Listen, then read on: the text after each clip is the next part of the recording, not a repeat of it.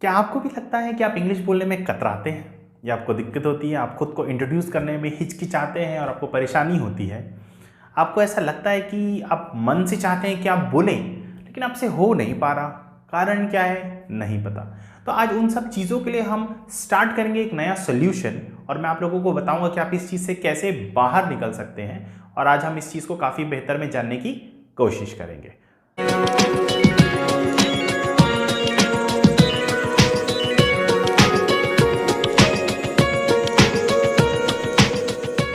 English basically सबसे important चीज़ ये है इंग्लिश में, कोई भी भाषा आपके लिए बस इसलिए इंपॉर्टेंट होती है कि आप उसके थ्रू कम्युनिकेट कर सकते हैं। कम्युनिकेट करने का मतलब क्या होता है, ये भी एक इंग्लिश वर्ड है। इसका मतलब ये होता है कि आप लोगों से, हिंदी में कहें तो वार्तालाप करते हैं या फिर आप बातचीत करते हैं, उसे हम इंग्लिश में कम्युनिकेशन कहते हैं, राइट।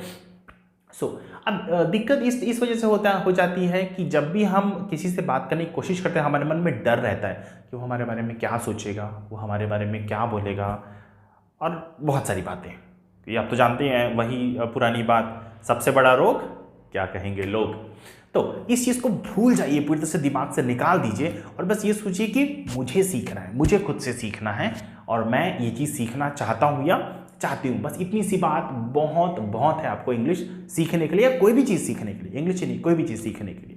अब इंग्लिश में आप सबसे सिंपल और अच्छी चीज़ ये कर सकते हैं कि जब आपको इंग्लिश सीखना हो ना, आप स्टार्टिंग सेल्फ इंट्रोडक्शन, जिसे हम परिचय देना कहते हैं, वहाँ से शुरू कीजिए। उससे क्या होगा पता है, उससे एक ना आपके अंदर फील आता है कि हाँ मुझे कोई चीज़ आ गया। और सबसे इंपॉर्टेंट चीज़ ये, आप इसका ना उपयोग कर सकते हैं। ये भी एक खास चीज़ है कि होता क्या है ना कि मान लीजिए हम लोग सीख रहे हैं, हाँ भाई मैं इंग्लिश क्लासेस जा रहा हूँ, मैं ऑनलाइन इंग्लिश क्लासेस सीख रहा हूँ, इंग्लिश सीख रहा हूँ इंग्लिश क्लासेस के थ्रू, बट उसका यूज़ नहीं है, राइट। इट सीम्स कि आपके पास एक अच्छी सी नई सी ब्रांडेड कार आपने खरीदी है, अब उसको रोज़ देख रहे हैं, सुंदर है, अच्छी है, चला तो रहे नहीं है, तो उसका उपयोग क्या। उसी तरीके जब हम इंग्लिश की बात कर रहे हैं तो इंग्लिश में बहुत ज़रूरी हो जाता है कि जो आपके पास है उसका उपयोग करिए। एक स्किल है, एक हुनर है, राइट, उसका उपयोग कीजिए। उसका उपयोग कैसे करेंगे आप, उसको बोल करके। ये ध्यान रखिएगा, लैंग्वेज जो चीज़ है वो कभी भी आपके कॉपी में छुपाने वाली चीज़ नहीं है, वो प्रेजेंटेबल स्किल है। तो प्रेजेंटेबल स्किल के लिए आपको उसको प्रेजेंट करना पड़ेगा, करेक्ट। तो वो कोई प्रूफ करने की चीज़ नहीं, बट आपको प्रेजेंट करना पड़ेगा। तो आइए इसी चीज़ को हम आज समझेंगे और शुरू करेंगे सेल्फ इंट्रोडक्शन। खुद को इंट्रोड्यूस करने का या परिचय देने का भी ना एक टेक्निक होता है। जैसे हम स्कूल में सीखे थे तो हम बोलते थे, hello ma'am, my name is Deepak Tiwari, my father's name is this, my mother's name is this and I have 3 sisters 4 brothers and so forth and so on. वो बचपने में रहेगी। चीज़ें हर दिन बदल रही हैं, आपको भी थोड़ा सा तो बदलना पड़ेगा ना। तो उसका एक पैटर्न है, आज मैं आपको पैटर्न बताता हूँ। उस पैटर्न को देखिए और समझिए, कोशिश कीजिएगा ये जो मैंने पीछे लिखा हुआ है सेल्फ इंट्रोडक्शन के बारे में, हमें यही पैटर्न फॉलो करना है। मतलब ये जो सीक्वेंस है, सीक्वेंस मतलब क्या होता है, एक के बाद एक, एक के बाद एक, एक के बाद एक, उस चीज़ को हमको बदलना नहीं है, ठीक है, हमें उसको वैसे ही रखना है। तो देखिए हम क्या क्या होगा हम वो देखते हैं, ठीक है। आइए सबसे पहले शुरू करते हैं फर्स्ट वन में है ग्रीटिंग्स, ठीक है। ग्रीटिंग्स का मतलब क्या होता है, अभिवादन। ग्रीटिंग्स का मतलब होता है अभिवादन। हम किसी से मिलते हैं ना, आप बोलते हो नमस्ते अंकल, नमस्ते आंटी, या फिर हम प्रणाम करते हैं, वैसे ही हम इंग्लिश में बोलते हैं ग्रीटिंग्स। तो ग्रीटिंग्स के लिए तो बहुत कॉमन है, आपको भी जानकारी होगी, नहीं होगी तो मैं बता रहा हूँ। सुबह जैसे हम लोग मान लीजिए सुबह के समय में किसी से 4-5 बजे तो मिलने नहीं चले जाओगे, सुबह करीब जो भी टाइम पे आप मिल रहे हो दोपहर 12 बजे तक के, दोपहर 12 बजे से पहले हम बोलेंगे गुड मॉर्निंग। वो होता है गुड मॉर्निंग और उसे हम कहते हैं सुप्रभात। तो वो हो गया। 12 से 3-4 बजे मतलब दोपहर के 12, भाई दोपहर के 12 बजे से शाम के 4 बजे तक हम बोलेंगे गुड आफ्टरनून। अब इसका हिंदी में कुछ नहीं है, क्योंकि हम दोपहर में जाकर कैसे किसी को नहीं बोलते हैं कि भैया सुप्रभात या फिर दोपहर हो गई है। हम उसको बस इंग्लिश वे में, ऑफिशियल वे में, आप कहीं पर वर्क कर रहे हैं, किसी से मिल रहे हैं ऑफिस वगैरह में, तो आप बोलते हैं गुड आफ्टरनून सर। मतलब जो भी लंच का टाइमिंग है, भोजन का समय है जो, उसमें हम बोलते हैं गुड आफ्टरनून। और शाम का समय मतलब तकरीबन शाम के 4 बजे से लेकर के 6, 7, 8 बजे तक के आप बोल सकते हैं गुड इवनिंग। कब, जब आप किसी व्यक्ति से मिल रहे हैं तो क्या बोलेंगे, गुड इवनिंग, ठीक है। और जब हम किसी को जा रहे हैं, किसी को बाय बोल रहे हैं, फिर जा रहे हैं, तो हम बोलेंगे गुड बाय। क्या बोलेंगे, गुड बाय, ठीक है। मतलब अलविदा बोलते हैं ना, वो बोलेंगे गुड बाय। या फिर बोलेंगे अगर रात्रि का समय है 8-9 बजे, दोस्तों बोले अरे चलो भाई घर जाओ सो जाओ, तो बोलेंगे गुड नाइट। क्या बोलेंगे, गुड नाइट। अब ये तो हो गया बेसिक ग्रीटिंग्स के बारे में, मैंने आपको थोड़ा डिटेल में बता दिया। वापस सेल्फ इंट्रोडक्शन पे आते हैं। अब जब भी किसी से मिलेंगे तो आप बोलेंगे गुड मॉर्निंग, अ वेरी गुड मॉर्निंग या फिर अ गुड मॉर्निंग। वो मैं आपको एक बार लिख के दिखाऊंगा। दोपहर है तो गुड आफ्टरनून और शाम है तो गुड इवनिंग। ठीक है, ये हो गया आपका ग्रीटिंग्स। अब देखिए, अब आपने किसी को नमस्ते बोला तो वो यही जानना चाहेगा कि अच्छा हाँ ये नमस्ते वगैरह बोल रहा है, मतलब कुछ तो काम है या कुछ तो बात होगा ना, तभी ऐसे जाके रात चलते अरे भैया नमस्ते, ऐसे जान पहचान में ही बोलोगे, ऐसे तो नहीं बोल दोगे। चलो आजकल बोल भी दिया तो कोई बात नहीं।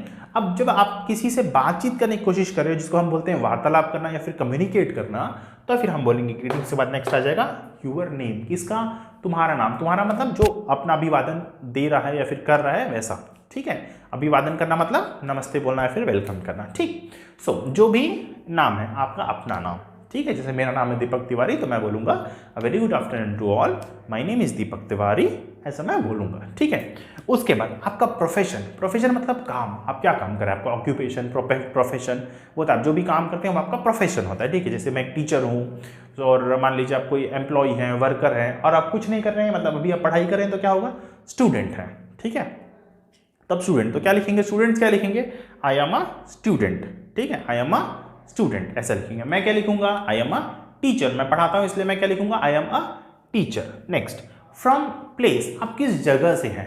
ठीक है, अब किस जगह में, आपको नॉर्मली इस चीज़ पे बड़ा कन्फ्यूजन, लोग बोलेंगे कि सर आई एम फ्रॉम ग्राम some Phulera of this place district this and this. नहीं, उतना डिटेल नहीं चाहिए, कोई एक रफली प्लेस दे दीजिए जो हर कोई जानता हो। ठीक है, जैसे फॉर एग्जाम्पल मैंने बोल दिया आई am from Gwalior, I am from Delhi, I am from Mumbai, या फिर नियरेस्ट जो भी लोकेशन है। लेट्स से फॉर एग्जांपल अगर आपका कोई गांव है, फॉर एग्जांपल आपका गांव का नाम कुछ ले लीजिए, मेरे जहन में बस वो एक ही नाम आ रहा है फुलेरा, तो वो जहाँ पर भी आता है, ठीक है, उस जगह का नाम आप डाल देंगे। ठीक, तो किसी भी गांव का नाम और उसके पास, जैसे एक एग्जांपल मेरे घर के पास एक जगह है, गांव का नाम है कोकपुर। ठीक है, गांव का नाम है कोकपुर जो कि उस जगह पे आता है, तो हम बोलेंगे आई एम फ्रॉम कोकपुर रायपुर। ठीक है, ऐसा हम बोल सकते हैं। यहाँ तक समझ में आया, ये आपका प्लेस था। नेक्स्ट है आपका एजुकेशन बैकग्राउंड, आपने क्या किया है या आप अभी क्या कर रहे हैं, राइट। तो अभी हम बताएंगे कि हमने क्या किया है, मतलब सर, जैसे अगर मैं कंप्लीट कर लिया हूँ तो मैं बोलूँगा सर आई हैव डन, मैंने कंप्लीट कर लिया। जहाँ पर हम वो एजुकेशन कंप्लीट कर लिए होते हैं और उसके बाद में हम उसकी डिग्री हमारे हाथ में होती है, मतलब मैंने पूरी कंप्लीट कर लिया, अभी मैं वो कर नहीं रहा हूँ, पूरी कंप्लीट कर लिया, तो मैं बोलूँगा sir I have done my masters in MSc physics. ठीक है, या फिर MA इंग्लिश, जिसने भी किया है वो मैंने पूरा कर लिया है, ऐसा बताऊंगा। अब मान लीजिए आप स्टूडेंट है तो कैसे बोलेंगे, सर आई एम, वहाँ पर एक नया शब्द लगाएंगे जिसको हम बोलते हैं परस्यूइंग। क्या लगाएंगे, परस्यूइंग। यहाँ पर लिख दूं मैं,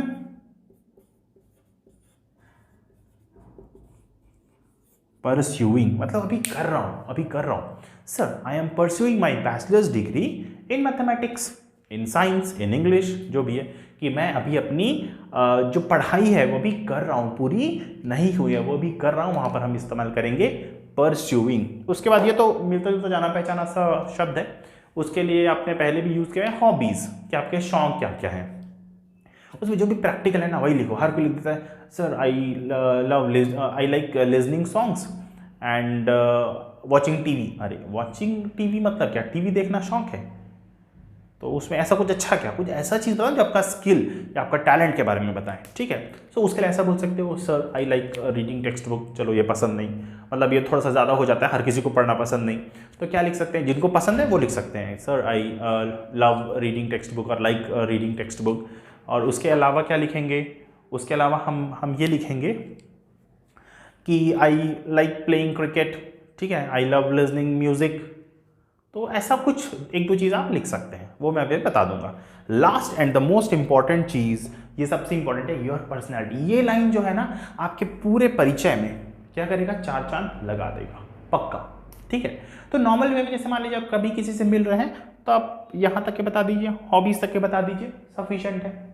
बट अगर कोई अच्छे आपके सीनियर, जहाँ पर आपको एक अच्छा इंप्रेशन बनाना है, रेपुटेशन बनाना है ना, तो फिर आप ये भी डालिए योर पर्सनालिटी। सो पर्सनालिटी मतलब क्या होता है, आपके अंदर के कुछ ऐसे खास और अच्छे गुण। जैसे अगर मैं अपने बारे में बोलूँ तो मुझे ऐसा लगता है सर, मेरे हॉबीज़ मैंने बताया, I love reading books and interacting with people, I am a simple fun loving and interactive person, मतलब मैं एक साधारण स्वभाव का, लोगों से मिलनसार व्यक्ति हूँ।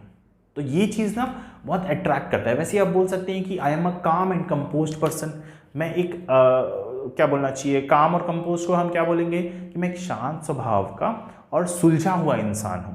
ठीक है, ऐसी चीज़ें हम डाल सकते हैं। होप ये चीज़ आपको समझ में आई होगी। ओके, अब हमने ये जो ग्रीटिंग्स का परिचय देखा था, मतलब जो सेल्फ इंट्रोडक्शन या परिचय देखा था, एक सैम्पल मैंने बताया कि हम किस तरीके से बनाते हैं। अब उसका एक एग्जाम्पल हम देखेंगे जो मैंने इस तरफ लिखा है। आइए शुरू करते हैं। सबसे पहले जैसा कि मैंने बताया था, ग्रीटिंग्स में हम लिखेंगे a very good morning to all. Hope आप लोगों को सही दिख रहा होगा, थोड़ी सी राइटिंग खराब है तो मैनेज कीजिएगा। ये वाई है, ठीक है। A very good morning to all, ठीक है, मैंने विश किया। फिर मैं मेरा नाम बताऊंगा, माई नेम इज अभिषेक। मैंने एक रैंडम केस लिखा है, my name is Abhishek, I am a teacher. Abhishek क्या है, एक टीचर है। I am from Delhi. जैसे देखो आप मैच कर सकते हैं, greetings very good morning to all, ठीक है। अगर बहुत सारे लोग हैं तो very good morning to all, अगर एक या दो लोग हैं तो हम उनका नाम ले सकते हैं। जैसे अगर मान लीजिए कोई एक लड़के को मैं बोल रहा हूँ Suresh, so very good morning Suresh, ऐसा बोलेंगे। या फिर अगर वहाँ पर और भी कई सारे लोग हैं, बहुत सारे मित्र हैं या सीनियर हैं, तो very good morning to all या फिर ऑल ऑफ यू, ठीक है, हम ऐसा बोल सकते हैं। ये हो गया आपका ग्रीटिंग। नेक्स्ट होगा माई नेम इज अभिषेक, हमने अपना नाम बताया, ठीक है। उसके बाद आपका प्रोफेशन, उसका प्रोफेशन क्या है, वो एक टीचर है, ठीक है, वो भी क्या है, वो एक टीचर है। नेक्स्ट, वो कहाँ से है, I am from Delhi. Place की जगह पे क्या लिखेंगे, I am from Delhi. I have completed my BEd. अब उसका एजुकेशन बैकग्राउंड वो बता रहा है, अभिषेक अपना एजुकेशन बैकग्राउंड बता रहा है कि ये ध्यान से देखिएगा, I have completed my BEd, bachelor in education, I have completed my BEd and pursuing MEd. अब यहां पर देखो मैंने दोनों एग्जांपल कवर किया। पहला कि मैंने क्या कंप्लीट किया है कि हाँ सर मैंने अपना बीएड कंप्लीट कर लिया है और अभी मैं अपना एमएड परस्यू कर रहा हूं, मास्टर इन एजुकेशन में भी परस्यू कर रहा हूं। परस्यू कर रहा हूं मतलब अभी वो मैं कर रहा हूं, पूरा कंप्लीट नहीं हुआ है। इन दोनों शब्दों का बहुत ध्यान से उपयोग कीजिएगा। उसके बाद अब वो अपनी हॉबीज बता रहा है, ये हॉबीज है, हॉबीज, माई हॉबीज आर। कभी भी हॉबीज ना मिनिमम 2 लिखने का कोशिश कीजिएगा, तो हम यहाँ पर प्लूरल लिखेंगे आर, ठीक है, उस सब आर आएगा। माई हॉबीज आर मिनिमम, और ज्यादा में 4-5 नहीं लिखना है, 2 से 3 लिखना है, बस उतना काफी है, ठीक है। My hobbies are playing badminton, ये प्लेइंग है, आप लोगों को समझ में आएगा नहीं आएगा देख लीजिएगा। Playing badminton and visiting places, मतलब उसको क्या पसंद है, एक तो वो बैडमिंटन खेलता है जिसको अच्छा लगता है, दूसरा वो क्या करता है, बहुत सारे नए नए जगहों को घूमता है, ये उसकी हॉबीज है। लास्ट का इंपॉर्टेंट लाइन देखिए जो आपको हीरो बना देगा यहाँ पर, वो है I am a joyful and friendly in nature. मैं एक खुशनुमा स्वभाव का व्यक्ति हूं और मैं फ्रेंडली हूं। मेरा स्वभाव कैसा है, फ्रेंडली, मैं लोगों से जल्दी दोस्ती कर लेता हूं। अब जब आप इस तरह का इंट्रोडक्शन देंगे ना, तो सामने वाले पे उसका इम्पैक्ट या जो प्रभाव है ना, वो बहुत खूबसूरत पड़ेगा, आपसे काफी इंप्रेस होगा और वो आपका सेल्फ कॉन्फिडेंस को भी बढ़ाएगा, आपके आत्मविश्वास को बढ़ाएगा। अब ये तो हमने चलो देख लिया कि पैटर्न कैसे बनता है। अब ध्यान से देखिएगा हम उसको बोलते कैसे हैं, ठीक है, उसको बोलना कैसे एक बार ध्यान दीजिएगा। देखिए यहां पर ये है, मैं इसको बोल करके बताता हूं, ठीक। प्रोनाउंसिएशन या फिर उच्चारण जो फ्लो है ना, उस पर ध्यान दीजिएगा।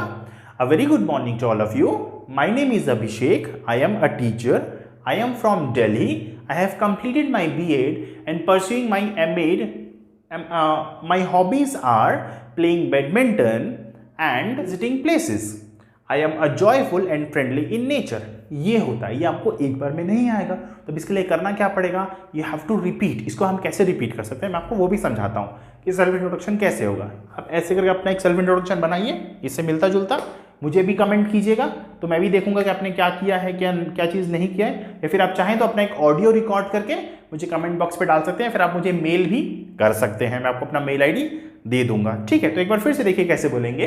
A very good morning to all of you, my name is Abhishek, I am a teacher, I am from Delhi, I have completed my BEd and pursuing MEd, my hobbies are playing badminton and visiting places, I am a joyful and friendly in nature. ये होता है उसका pronunciation. इस तरीके से आपको बोलना है, तब जाके इसका प्रभाव पड़ेगा। होप आपको ये चीज़ें समझ में आई होंगी और अच्छी लगी होंगी। अगर ये चीज़ें अच्छी लगी हैं इसको सिर्फ सुनिए मत, इसको अपने जीवन में उतारिए और इसका उपयोग करके अपनी इंग्लिश को बेहतर बनाइए। मैं दीपक तिवारी आपको इस चीज़ में हमेशा सपोर्ट करूंगा, गाइड करूंगा। आपके जो भी क्वेरीज हैं, आपके जो भी डाउट्स हैं, अब वो सब मुझे कमेंट कर सकते हैं। हाँ, मेरा रिक्वेस्ट है कि अगर पॉसिबल है तो आप इसको एक बार प्रैक्टिस कीजिए। आपको ये अच्छा लगता है तो इसका एक ऑडियो रिकॉर्ड कीजिए और मुझे मेल कर दीजिए, मैं ज़रूर सुनूंगा, मुझे बहुत खुशी होगी। अगर आपको मेरा कंटेंट अच्छा लग रहा है तो आप इसे लाइक कर सकते हैं, लोगों के साथ शेयर कर सकते हैं और सब्सक्राइब कर सकते हैं। Till then keep learning, keep growing, have a nice day, thank you so much.